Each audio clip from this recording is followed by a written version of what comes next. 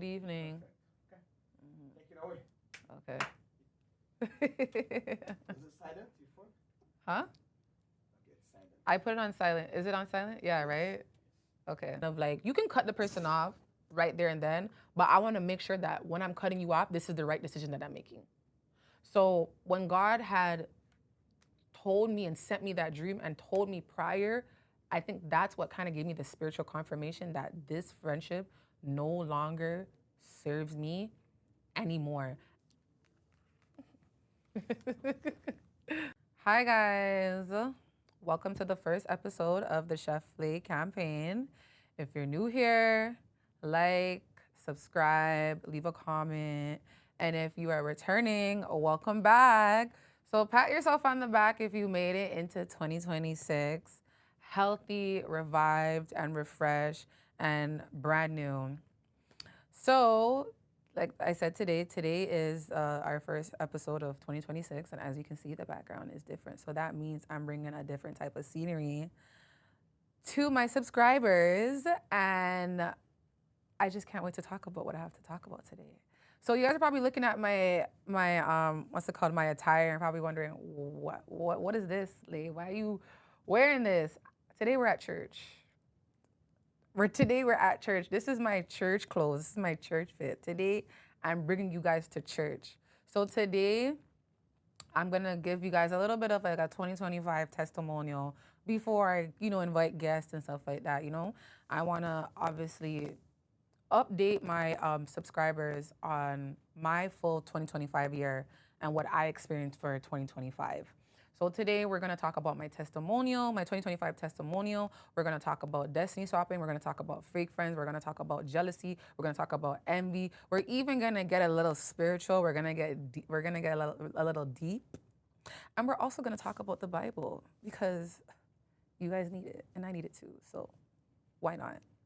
So today we're going to talk about Jacob and Esau, which is in the book of Genesis, starting from Genesis 25 and Genesis 26. But first, we're going to get into my 2025 testimonial. So I'm going to say going into 2025, there was a lot of things in my life that I wanted to break off spiritually. And I kind of just felt like I needed a change. So I told myself for 2024, I wasn't gonna go to the club. I told myself, okay, I'm gonna start off my year right. I'm gonna be in church and I'm gonna stay in church. What do I mean by that? Sometimes we go to church, but then, we go to an Airbnb party or, we go to the club after, we dabble a little bit. We mix and we dabble. And usually that's what I do. But I told myself for 2024, I said, no, I am not doing that. No, not 2024. Oh my gosh. 2025.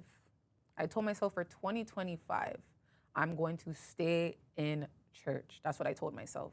So that's what I did. I went to church and I went home. I didn't go to the club. I didn't go to a B&B party. I didn't see nobody. I just went home. And I say that to say that when you are starting off your New Year's, you don't want to start off in the club or at a B&B party because now you're entering the New Year's with spiritual demons and a lot of spiritual things that you wouldn't want to be around. Why would you want to start off your New Year's with liquor and secular music and lustful men? That's a whole lot of demons that you're surrounding yourself in, and you're welcoming the demons into your new year. So I told myself, I'm not gonna start off my 2025 like that. I also told myself for 2025 I was gonna go on a 21-day fast. So I'm even on this fast right now for 2026 because I want God to break some chains in my life once again, like He did for 2025. So usually my church, they always go on a 21-day fast.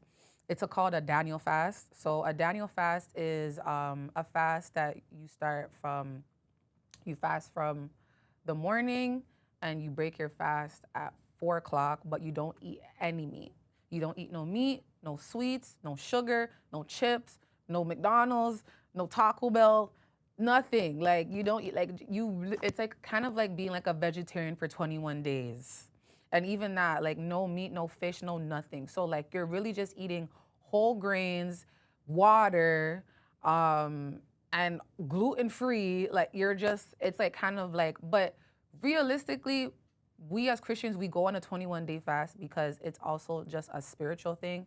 You want God to protect you for the whole year, and you want God to break off whatever it is going into the new year. So I told myself that I wasn't, I told myself I was going to take the fasting serious at church. Usually I do fast, but then, I'll eat meat on Tuesday, and then I'll probably won't eat meat on Wednesday, and then I'll eat the meat again on Sunday, and then I'll try to do it, I'll try to like kind of like do it perfect for a week. That's not really taking it serious. So I told myself I'm going to take it serious. So I went on a 21-day fast journey with God. So usually with me, my friends know me as like everyone knows me as like when I dream you, like I dream you, and that's exactly what's gonna happen. You guys are probably thinking, oh, like, are you psychic? No, I'm not psychic. In the Bible, it says that Joseph was a dreamer. So some of us, God has blessed us with the gift of dreams. So when you dream something, it happens and it comes to life. Sometimes God gives us dreams to warn us. Sometimes God gives us dreams to give us a sign. Sometimes God just gives us dream, oh, this is going to happen in this near future. And he's just letting us know, and he's kind of communicating with us in our dreams. So with me, I do have a spiritual gift when it comes to dreaming specific dreams that I get from God. But I kind of noticed that I guess like when I didn't really have that strong connection, that relationship with God, it was kind of fuzzy and it was wonky. Sometimes I would dream, sometimes I wouldn't, But then there's times when I get on my knees and I pray and I ask God for a sign. He gives me a sign. So I remember one time, I'm just giving you a scenario. I wasn't fasting or anything, but I was talking to this guy, and I just kind of felt like, he was kind of being sneaky. What I mean by sneaky, like you were cheating, but I just couldn't prove it. And he's one of those guys where if you can't prove it, you're delusional. You know how guys are, oh, you're delusional. You don't know what you're talking about, Ray Tay Tay. So I just went on my knees and I asked God, I'm like, you know what, God, like, just give me a sign. Give me anything, please, because anything that I present, it's just like I'm delusional and I don't have facts, right? So I went to bed. And when I went to bed, I woke up. But when I woke up, I wasn't in my body. It was like an outer body experience. So when I woke up, I'm kind of like looking around, but everything kind of just looks weird. What I mean by weird, like it kind of felt like I wasn't in this realm. I was in another realm. Like, so I was like in another spiritual realm. So what does that mean? So like when you're in the physical realm, like you can kind of touch yourself. You can see yourself. Like I can look at this chair and like it's a chair. Like I can see the whole material. But when you're in the spiritual world, things are not like that. Like things like you just see a sketching of things. It's like an outline. And when it outlines, it's like a neon light. Like everything is lighting and neon lightish. Like I don't know how to explain it. So that's how I was kind of seeing things. And I was kind of scared, but I was awake. Then as I'm in my room and I wake up now and I'm looking at my room, boom, the scenario changes and I'm in his room. So now I'm in the room now and I see a female in his bed. And like, they're doing what regular humans, what we do. We have sex. And they were having sex and stuff like that. And I was just so taken aback. I was like, what? But I was so scared because I thought they could see me because I wasn't really understanding what was going on until after I came out my body and started to do like my physical research. So then I'm looking at them and I'm just like, oh my gosh, and I kind of felt like my chest kind of beating. And then by the time I see them now, I'm seeing the scenario, my spirit goes right back into my body and then I wake up. So then now I wake up now and I'm trying to figure out how can I tell this guy you're cheating on me? Like, God gave me the sign, but it's like, God, like, come on. Like, what am I going to tell the man? I seen you having sex with her. I was in the room. He's going to look at me like, what are you talking about? Like, you're crazy. Like, you're crazy. Like, now I'm going to look like a crazy person. Like, you know what I mean? So, did I end up telling him that I seen all that? No. But God sent me other signs, though. But I just didn't end up telling him that. And this just kind of goes forward in my relationships with men. Like, it's kind of like a lot of females feel like a lot of females have to go through phones or message a female. Me, God will just send me a dream if you're not the person for me. And sometimes I will tell the person I'm talking to the dream, sometimes I won't. Um, I feel like when I do, I kind of scare them away. So I kind of just leave on my own. But I'm just a person that, like I'm just a person where God has gifted me dreams and dreams that I can see, or to see things to come.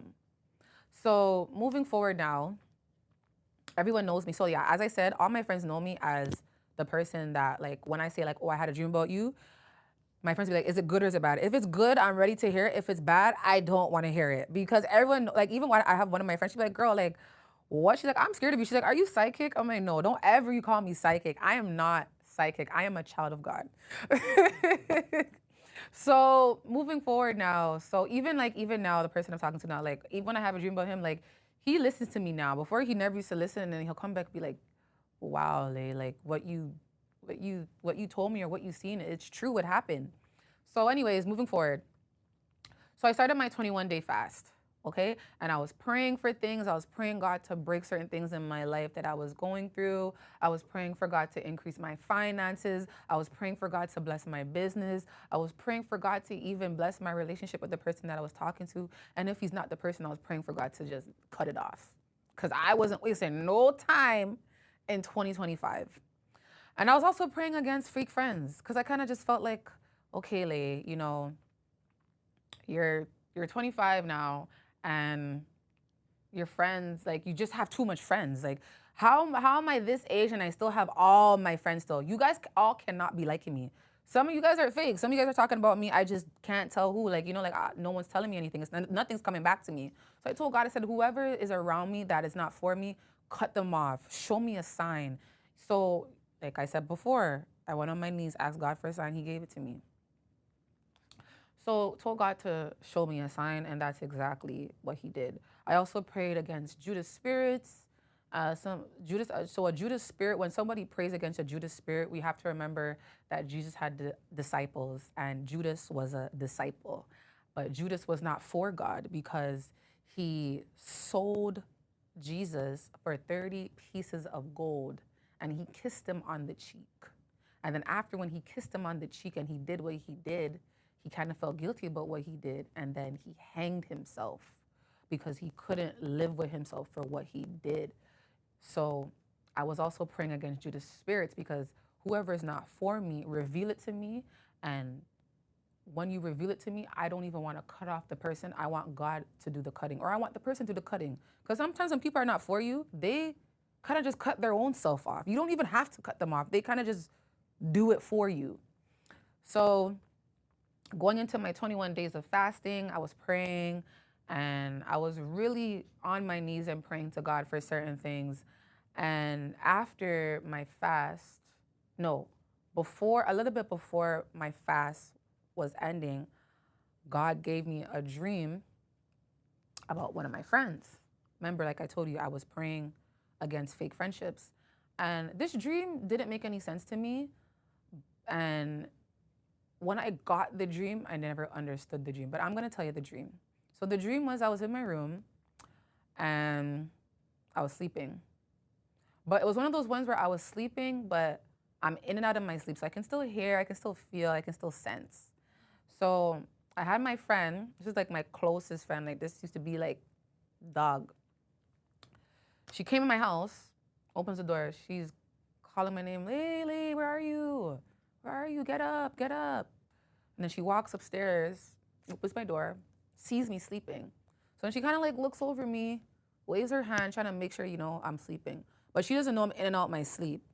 So she makes sure that I'm sleeping, and then she kind of like goes into my closet now, opens my closet door, touches my clothes, touches my shoes, touches my bags, like, just going through my closet and stuff like that. Just watching, like just kind of just, like touching all my stuff, going through it, putting it on, kind of like, like you buy something and you take up the hanger and you push it against yourself.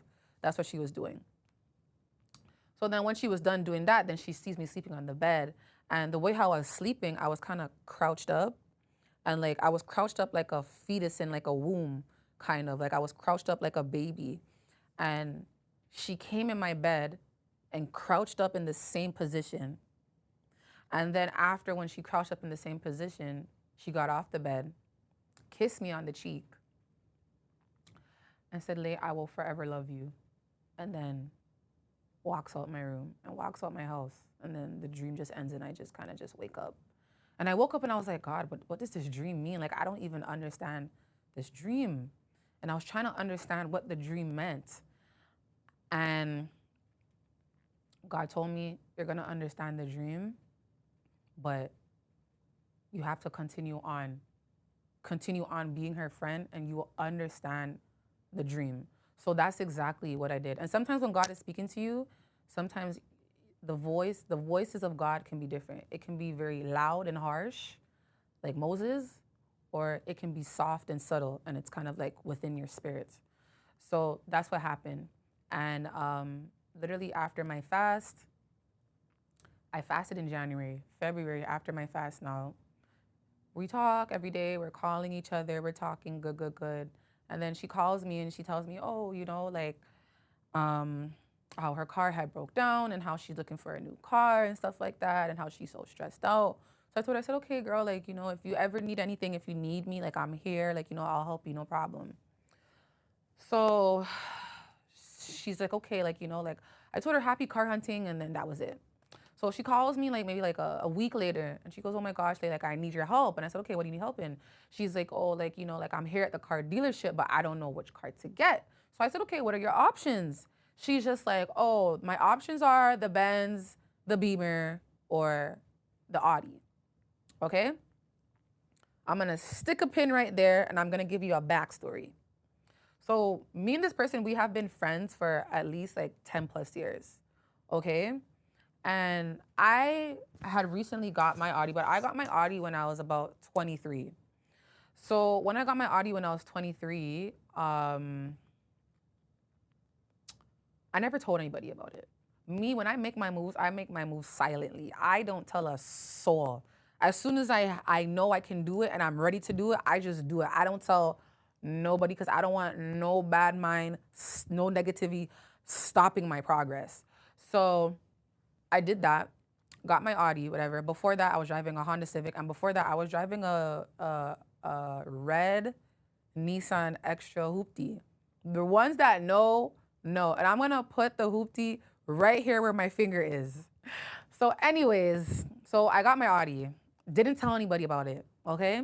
And me, when I get like anything God has blessed me with, especially when it comes to a car, I am a sole believer of not posting the exterior of your car. I just don't want to do it. It's just something I don't believe in, because that just also attracts a lot of negative attention and negative energy towards your car. And this is something that you're going to be driving every day. So me, I was just posting the interior of my car. So when I got my car and I was posting the interior of my car, I kind of just posted it. I felt good. Me, when God has blessed me with certain things, I don't care for public validations or to publicly announce my blessings to people. It's just one of those ones. If you see my elevation, you see it, and if you don't, then you just don't. So I'm gonna say about 4 days in, I'm driving my car. She calls me, and she's just like, Lee, did you get a new car? And I'm like, yeah, like I got a new car, like, like, yeah. And she's just like, oh, like what car did you get? And I'm like, oh, I got an A4. She's like, oh, what's that? I'm like, it's an Audi. And she's just like, oh, she's like, oh, okay, like congratulations, like I'm so happy for you, Ray Tay Tay, whatever. And then like the conversation wasn't really that long. It's like kind of like we kind of just cut it short. She had to go to work, and then that was it.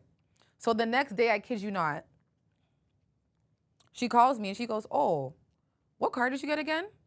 And I'm like, the A4, the Audi. She's just like, why would you get an Audi? So I'm on the phone like, what do you mean? Why would I get? This is my car. This is my money. I got what I wanted. Like I like my what? So I'm just like, what do you mean? She's like, oh, don't Audis break down? Like, don't they have problems? So I'm on the phone like, oh, I'm like, but every car breaks down. Your car broke down. Every car breaks down if you don't take care of it. She's like, yeah, that's true. But honestly, for my first luxury car, like I wouldn't get an Audi. I'm gonna get a Benz. I want to get a Benz. So I'm on the phone like,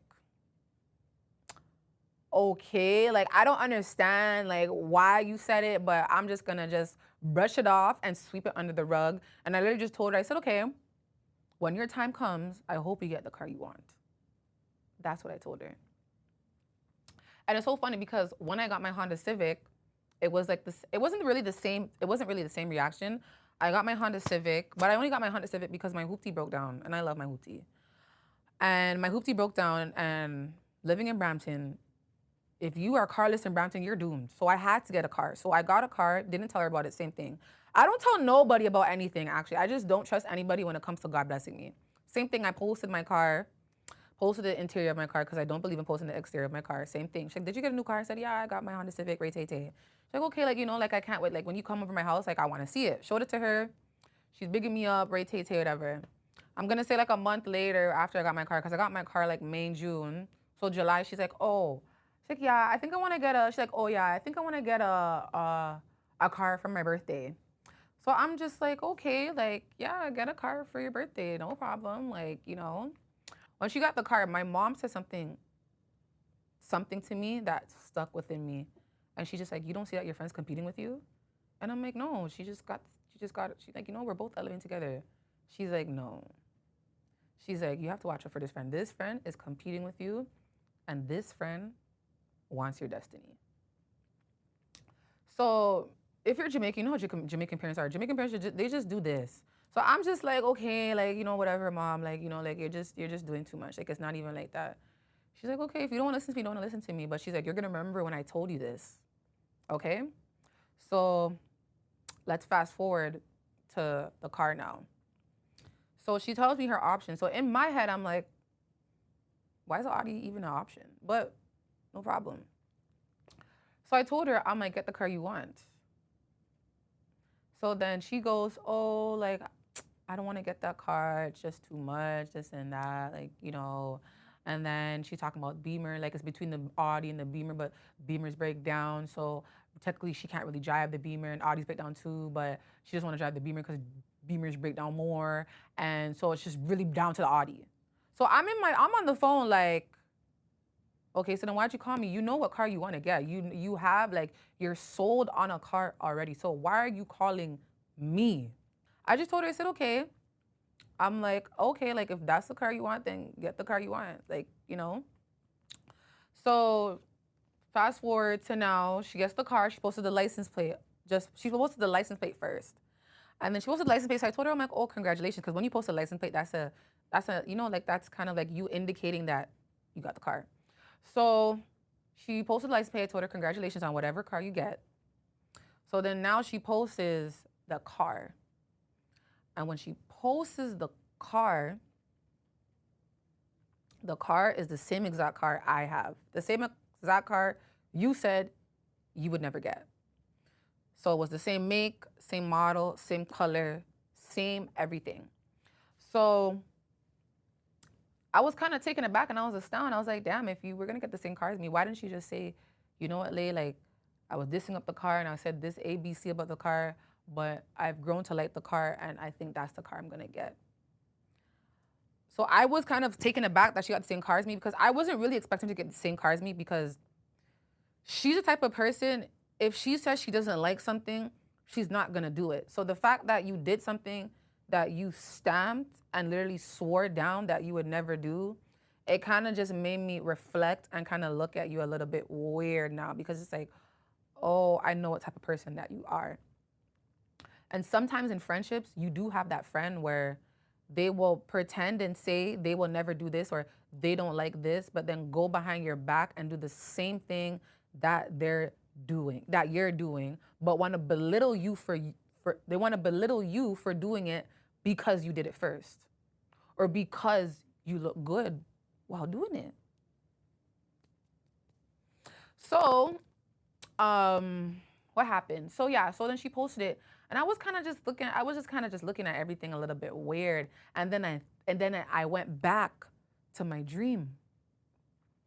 And I was like, "Oh my gosh, this was what God was talking about." So what do I mean by that? So my dream, you have to remember, my dream was her coming into my house, coming into my room. Her coming into my house and coming into my room is a representation of access. She has access to my life subconsciously because I'm sleeping. Okay? Then the dream, and it's so funny because when she did that, I kind of broke down the dream so vividly. And then, so then she comes in my room now and she's like looking at my stuff, my bags, my clothes, stuff like that.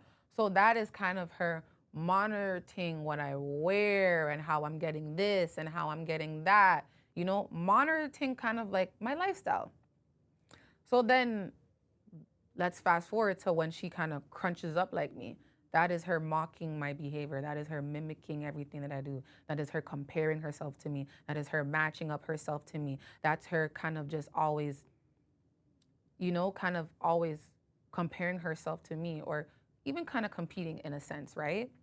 And then her kissing me on the cheek and saying that she will always love me is a form of betrayal because we have to remember that when Judas kissed Jesus on the cheek, he betrayed him. So I kind of broke everything down and I was like, thank you, Lord. But then I'm looking at it like, okay, like, how am I gonna cut off this friendship and not cut it off in a very, I guess, like weird way? So then God just said, don't worry, I'm gonna do all the cutting off. And like I said, I'm a firm believer of people cutting off their own branch. So one thing with people, when they're being weird to you and they know they're being weird and and they know that and they know, if you get what I'm trying to say, they start to move extra weird. I don't even know why it's like that, but it's like that. But it's because you're not validating and you're not saying anything. And I'm a firm believer of don't say nothing. You just let the person continue on and let the person play out themselves and make them play themselves out their life. And that's exactly what she did because I kind of just kept quiet and I didn't say anything. And I kind of just prayed about it and I moved on with my life. So, where am I going with all of this? We don't believe that destiny swapping is a thing.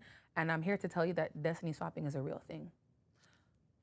People, if your friend has access enough to you, they can swap your destiny. It is a possible thing. And usually people that swap your destiny are people that are fake, that don't like you, but want to be around you, still want to monitor how you're doing and how you're doing your stuff because they want what you have.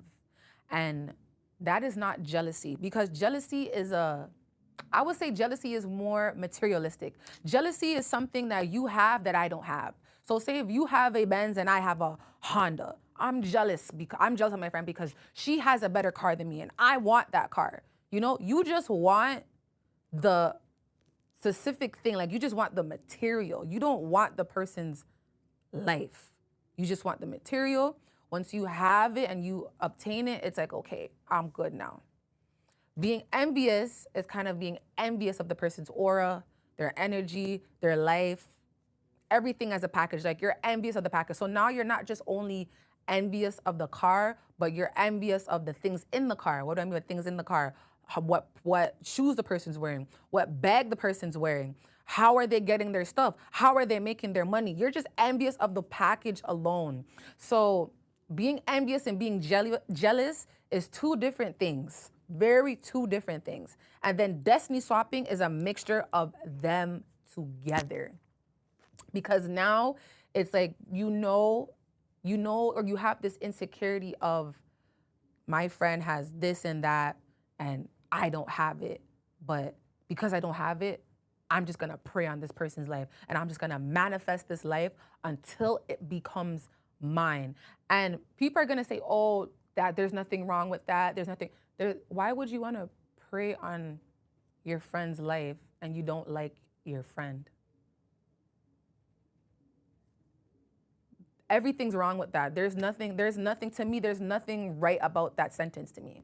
So when you are friends with somebody and they don't like you and they're just pretending to like you, they can definitely swap destinies with you. And I don't mean like go to like a spiritual advisor and kind of take your destiny. And well, they can do that, but some people don't do that. People just kind of just manifest it and pray on it.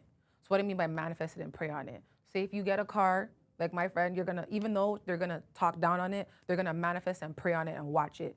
And when you manifest those things in your heart, deep in your heart, that is a spiritual thing because you are spiritually manifesting it until it becomes you.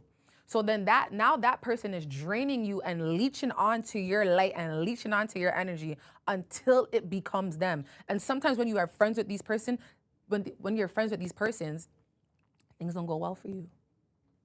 You're wondering why you can't get that house. You're wondering why you can't get a new car. You're wondering why your money's stuck. You're wondering why you're taking one step forward and two step back because that person is behind you, leeching off your very light and your very energy.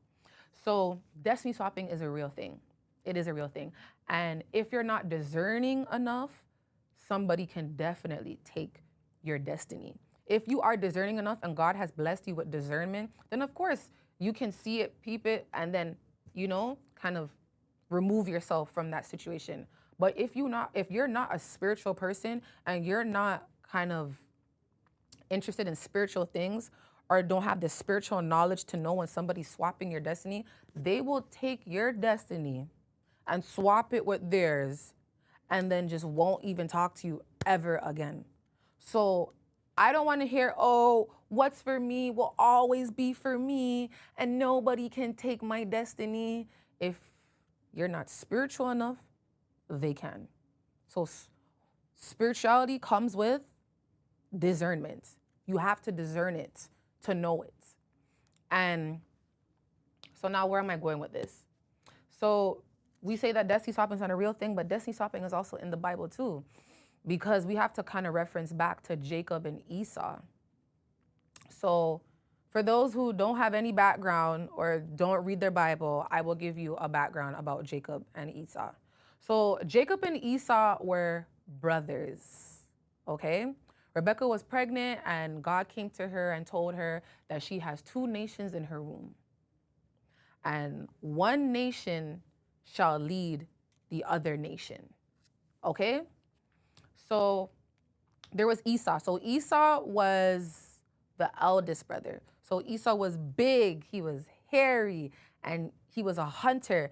And he just kind of desired practical things. Like he just wanted to be buff and strong and hunt and hunt the wolves and be outside and just be outside and just hunt. That was his thing.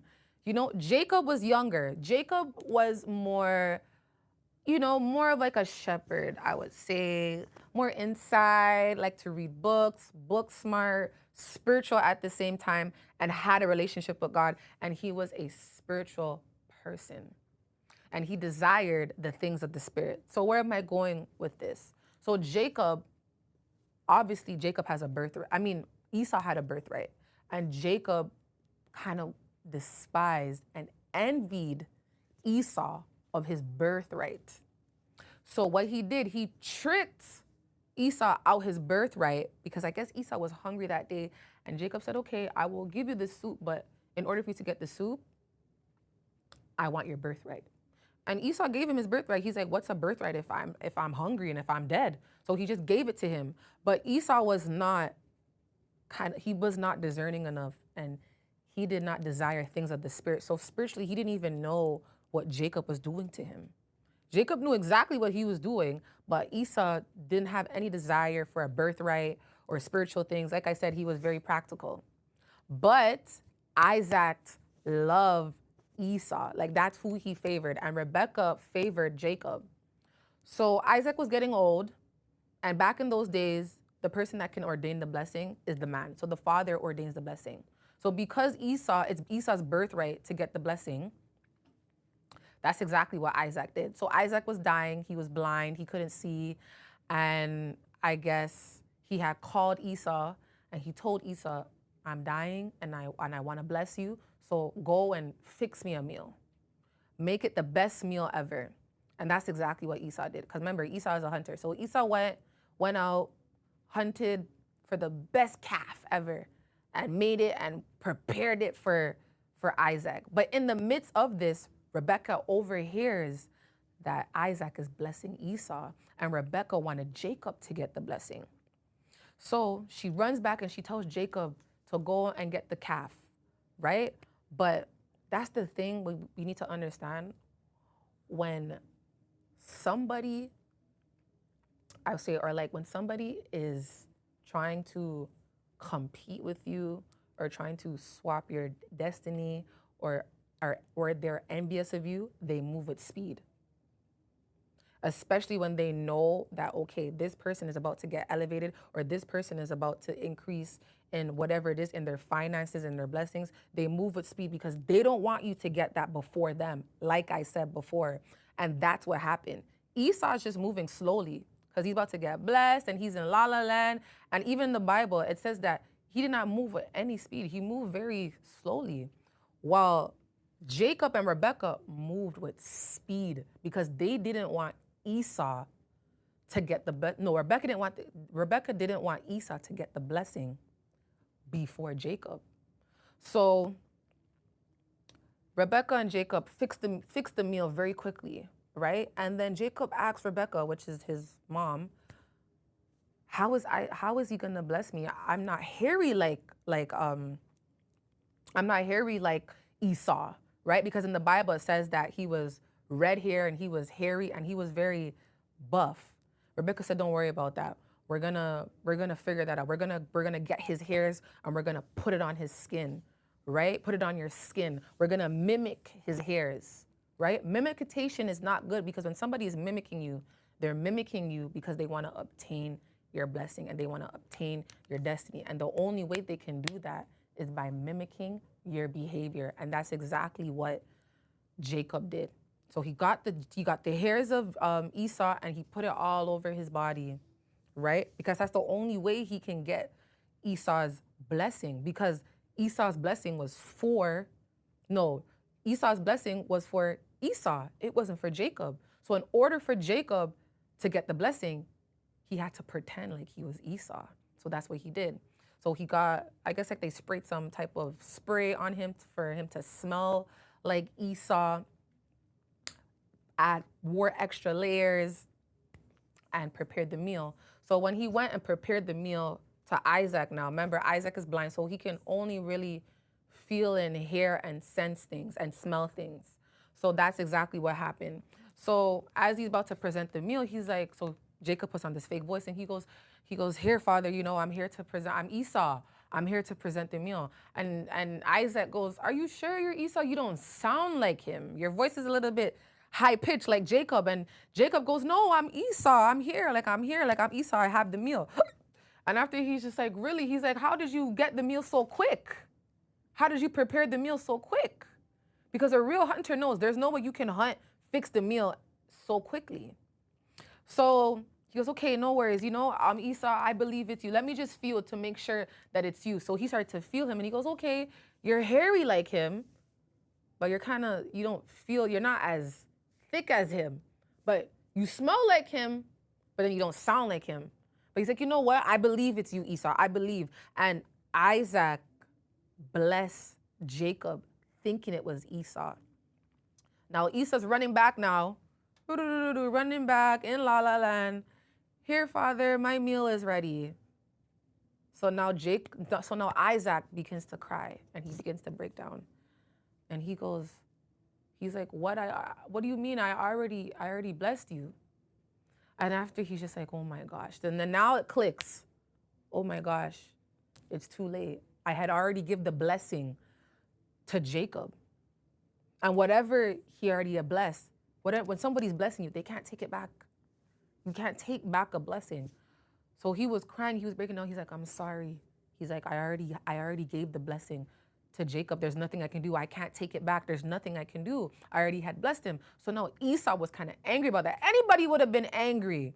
You were promised a blessing and then now the blessing's not there because somebody came and took it from you, mimicked your behavior, mimicked your smell, the way how you are, and took the blessing from you. And that is exactly what destiny swapping is. It's taking your blessing from you and exchanging it with something else that was not meant for you. So where am I going with this? if you are in a fake friendship, and I'm talking about for 2026, if you are in a fake friendship, right? And you don't know where to turn, you don't know who to ask, just go on a fast. Pray to God. Read your Bible. Read Jacob and Esau. I want you guys to really read Jacob and Esau, and you will understand what I mean by when Jacob destiny swapped with Esau. Because really, the blessing was for Esau. It was never really for Jacob. But like I said, if you are not discerning enough, that person can take your destiny 100% because you are not discerning enough. And Esau was not discerning enough.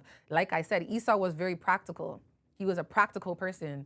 Jacob was more smarter and he was more spiritual and he understood spiritual things. So that's why he was able to take the blessing because he was a spiritual person. He desired the things of the spirit. So moving on now, if you are in a fake friendship, and you kind of feel like, oh, like I'm just gonna give I'm gonna give my friend the benefit of the doubt. Oh, she doesn't mean no harm.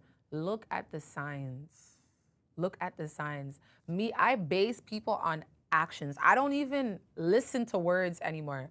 I just look at actions. If your actions are telling me one thing and you're saying another, I'm gonna believe actions over words before I even hear any. I don't even want to listen to you. And that's the thing. What I don't understand with female friendships. Females are very fake. You can be friends with a female for 10 plus years, and that person does not like the very ground you walk on, and they will come and be like, "Hey, girl, what are you doing today? Oh my gosh, hey, girl. Oh, I see you did this. Like, oh my, how did you do that? How did you do that? Oh, how did you get this? Or how did you buy that?" I just don't understand it. Like, I don't understand how you can be friends with somebody for 10 plus years and you don't like them, but you only want to be friends with them because you want to access their life and you want to know how they're getting their things. Like, I just don't know how females can do it. Cause me, if I can't stand you, I can't talk to you. I can't even be in the same presence as you. Like, men and females are very different. I feel like males, they are fake, but I don't think men are gonna stay in a 10-year relationship with a friend or a man that they don't like. I feel like men are very confrontational. Be like, yo, broski, I seen you do this and that and that and that. Like that's weird. Like, or what are you doing? Like men are very confrontational more than females. Like I feel like females are very sly, they're very sneaky, and we like to pretend a lot, you know? And so where am I going with this? Where am I going with this is if you are in a friendship and you are friends with somebody, and this can be by anything, like you're friends with somebody, or even for instance, there's another example. Say if you tell a person, oh, like by this time I want to get this house and I want my house to look like this, right?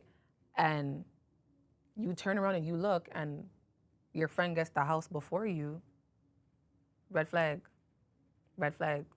Or I'll even give you a smaller gesture. Say if me and you are friends and we go out and I wear this dress, okay? You don't tell me anything. You don't tell me that you like it. You don't tell me that you don't like it. Don't tell me that you don't like it and you buy it though. And you don't tell me anything. You just see me with the dress and boom, you have the dress.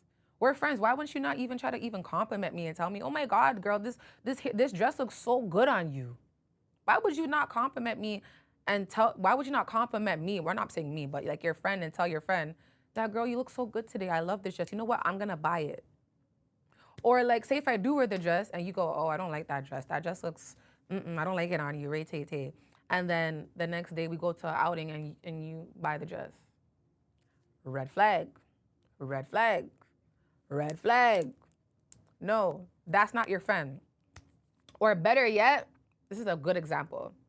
Say if one thing I always know with fake friends, when they have their other friends, they obviously they tell you something, and then when they have their other friends, they be kind of oversharing with their other friends, and sometimes they maybe also be talking about you, and you can kind of tell they're talking about you. Is okay. Say for instance, like you're with their friends, right, and you guys are all at a function together. If you find that your best friend kind of moves different with her friends or kind of treats you away around their friends, she's talking about you. She does not like you. That is not a friend. You need to run away. Quick. Quick, quick. That even happened one time. I remember one time, like me, I don't really like mixing and mingling with my friends' friends. I feel like I want my friends to be with their friends and then I'm gonna be with my friends. I don't really like mixing because it gets weird, especially when that person means you no good. So I remember one time, and I think she kind of like, she was kind of like doubling down on what I was wearing and stuff like that. Like, oh, why would you wear that? Or why would you just this? Like, it doesn't look good. Da, da, da, da.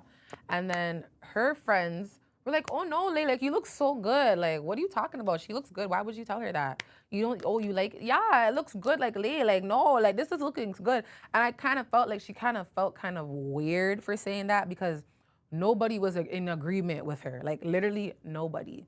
And I feel like sometimes when people, when they can't really take your shine or dim your shine, then that's when they want to join it too, if that kind of makes sense. Like girls have a tendency of doing that as well. Another instance is, oh, this is a good one. When um, you're about to do something and then they tell you don't do it, but then they go and they do it. Like, and then it's not, and it's not even that. It's kind of just like, why would you go do it after you told me not to go do it, but then you went to go do it? So it's okay for you to do it, but I can't do it, or you just don't want me to do it before you. And these are just all scenarios of fake friendships. Like sometimes your friend wants you to elevate, but they don't want you to elevate more than them. So sometimes when you start off with a friendship with a person and you're right here all the time, they always want you to be right here with them. What does that mean? With finances, with materialistic things, with relationships. Like, say if you get married, boom, no, you can't get married before me. I need to go get married too now because we both need to get married. And it's like, no, like, that's what I'm saying. Like, and that's why, like, a lot of friendships don't work because we need to be in our own lane. We need to be in our own lane. And when we are in our own lane, then only that's when the friendship will work. You know, we can both what's it called, excel together. You can be a doctor, I can be a lawyer, and we're both excelling together. Why is it that we both have to be doctors and we have to collide with each other and I'm the better doctor than you, or I'm the better lawyer than you, or I'm a better, like, why are we doing that as friends? And I don't like females that put you in like a silent race or a silent competition. Let me know that I'm in the race so I can nicely bow out and say I'm not doing this. I don't like being in a silent race with my friends because I really don't believe in competing with my friends. I feel like that is a very disgusting behavior.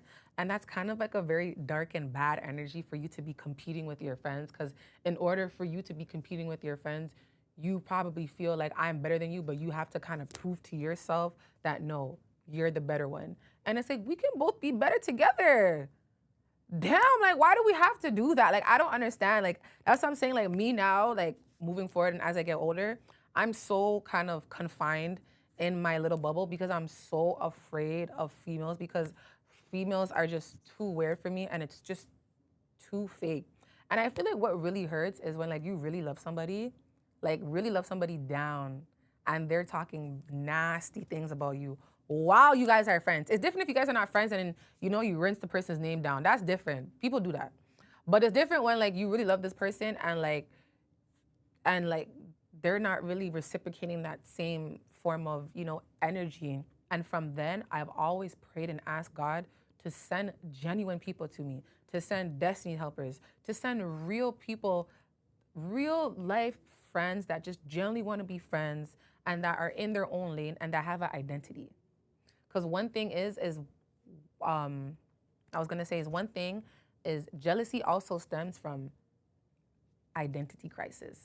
If you identify with yourself, there's no way you can be jealous of somebody. So what does that mean? If I'm friends with somebody and I identify myself in the physical and spiritual realm that I'm in, and I know that I'm a child of God and God is gonna bless me, if I am friends with somebody and I'm driving a hoop-de-doo and my friend is driving a big body Benz, I'm not gonna be jealous. I'm gonna celebrate my friend because I know God is bigger and I know my God is great and I know that one day God is gonna bless me too. God will not leave me out. So when you are rooted and grounded in Christ and also rooted and grounded in your identity within Christ, there's no way you could be jealous. There's no way. Because there's only your eyes is only focused on God and what God is doing and how God is blessing you. And sometimes God could be blessing somebody one way and he can be blessing you another way. Our blessings don't run the same. Our blessings cannot be the same. Actually, it cannot be the same. And what God is doing for you, God may not do that for me. And what God has for me, God probably won't have for you. But we cannot be looking at people and what they have and just envy it and try to snatch it and take it for yourself. That's not nice. That's not nice at all. So I just wanted to just leave you guys on that note. We talked about a lot of things today. Oh my gosh, like I'm parched. But yeah, just always remember that what is for you is for you alone, and don't watch what other people have and what other people are doing because your time will come. Because remember, your friend can be blessed in 2022 and God will be showering you down in blessings in 2025, right? So don't watch what people have. Stay focused. Stay focused and always identify yourself and who you are. So I just want to just wrap that up. Okay, that was a mouthful today. For our next podcast, I may be in the scenery. I may be outside. I may be in the kitchen. I may have guests. Who knows? Who knows? With me, like you just kind of have to just expect the unexpected at this point. But I want to thank you guys for tuning in. Today was a mouthful. I hope you guys really learned something today because this episode I just really wanted to really testify, but also I wanted to teach everybody something. So I just want to just say bye to you guys. Tune in for episode 2 of 2026 and bye. See ya.